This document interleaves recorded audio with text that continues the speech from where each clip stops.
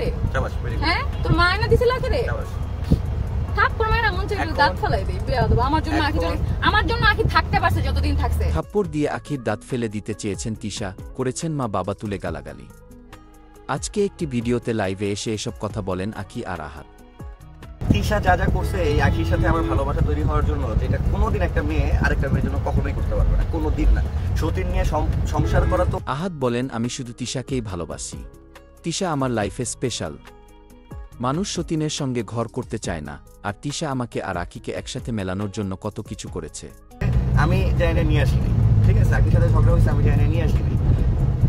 আর একদিনের জায়গায় 2 দিন ফোন কল দিছি, এর পর্যন্তই শেষ, এরপর আর কোনো যোগাযোগ। আজ আখি ঘর থেকে বের হয়ে গিয়েছে, আমি একবার বা 2বার ফোন করেছি, কিন্তু যদি তিশা বের হয়ে যেত আমি হয়তো মরেই যেতাম।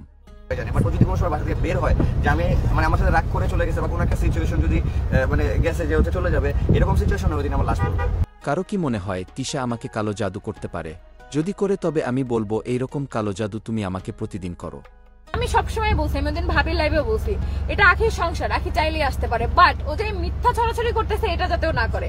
তিশা বলেন, আমি এখনো বলছি এটা আখির সংসার, তবে ও এই যে মিথ্যা কথা বলছে এটা যেন বন্ধ করে, আর আমার আম্মুকে নিয়ে যেন ও আর মিথ্যা কথা না বলে। নিজে হাতে ধরে শিখেছি ক্যামেরার সামনে কিভাবে প্রেজেন্টেবল হইতে হয়, কিভাবে ভালো পোশাক আশাক পরতে হয়, স্মার্টলি কথা বলতে হয়, ঠিক আছে।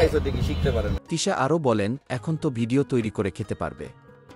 আমি ওকে সব শিখিয়েছি, কিভাবে ক্যামেরা ধরতে হয়, কিভাবে ক্যামেরার সামনে প্রেজেন্টেবল হতে হয়, কিভাবে ভালো পোশাক পরতে হয়, কিভাবে স্মার্টলি কথা বলতে হয়, আমি ওকে সব শিখিয়েছি।